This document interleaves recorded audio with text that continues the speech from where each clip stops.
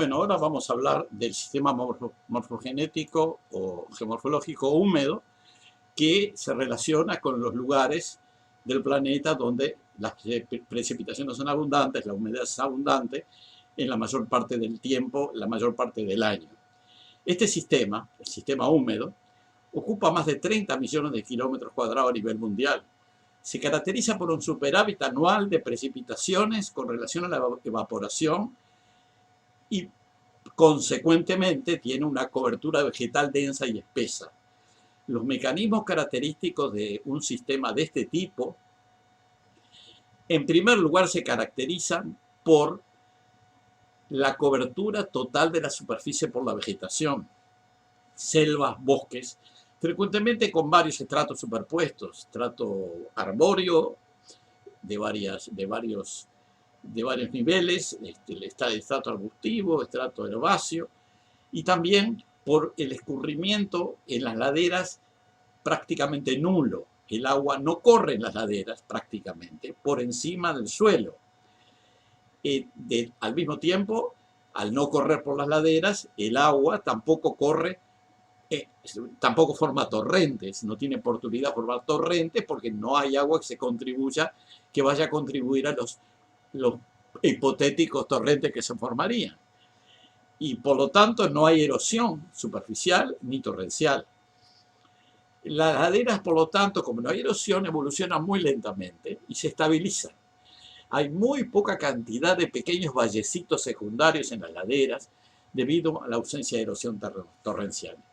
El aporte de materiales lateral a los talvex o valles principales es también muy escaso.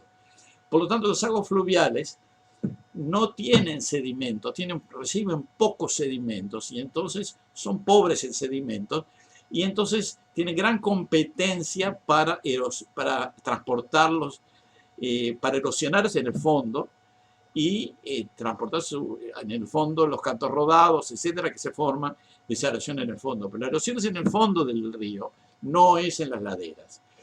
Los entalles y las incisiones en el fondo del lecho, en los valles, pueden ser muy profundos, que las laderas entonces pasan a ser muy empinadas, a veces extremadamente empinadas e inestables. Predomina la meteorización química, o sea, la hidrólisis, que es la hidratación y la formación de minerales basados en el agua, y al mismo tiempo se solubilizan las sales, los cationes que estaban en las rocas, como por ejemplo el sodio, el potasio, el magnesio, calcio y silicio, y son exportados en forma soluble en las aguas fluviales. Las aguas fluviales entonces están limpias de sedimentos, pero están cargadas de cationes. En las laderas queda el residuo, los cationes que no se van, que no se solubilizan, que son el aluminio y el hierro. Los suelos entonces pasan a ser suelos ricos en hierro y aluminio. En este caso son los suelos que se llaman ferrolíticos por esa razón. Además, se va gradualmente desarrollando un manto de alteración de espesor considerable a nivel de los suelos. La existencia de una cobertura vegetal densa y la presencia de un manto de alteración de cierta permeabilidad posibilita el amplio predominio de los procesos de infiltración frente a los descubrimientos superficiales. El agua se infiltra porque hay vegetación alrededor y no le permite a la vegetación escurrir y ahí queda encima de la hojarasca y de a poco se va infiltrando para que la absorban las raíces en gran medida y otra parte se va por escurrimiento que llamamos hipodérmico hacia los valles principales de los ríos. Por otra parte, los aportes laterales al curso fluvial dependen mucho más de las características de las napas hipodérmicas y freáticas que del ritmo instantáneo de las lluvias. A pesar de que llueve hoy, el agua no llega al río rápidamente, llega varios días después o incluso un mes después. Estas aguas estas capas actúan como un reservorio que se va vaciando lentamente cuando pasa cierto tiempo sin llover, impidiendo que se produzcan bajantes demasiado grandes a nivel de los cauces. El río permanece con el mismo nivel aproximadamente, sin grandes variaciones.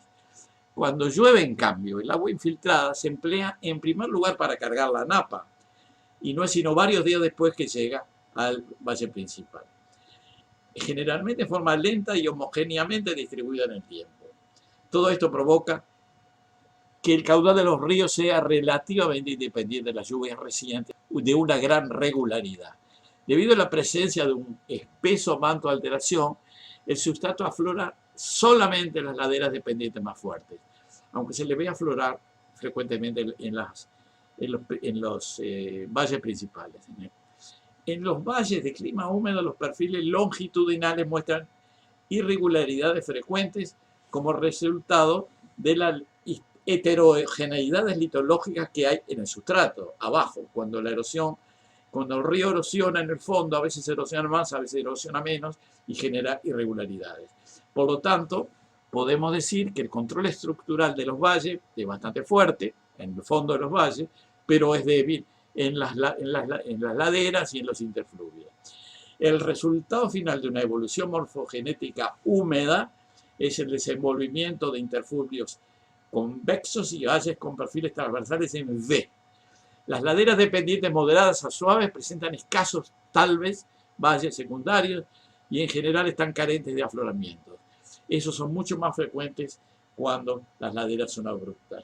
En ciertas zonas de estilo tectónico enérgico, los valles fluviales pueden profundizarse lo suficiente como para dar lugar a pendientes muy fuertes a las laderas.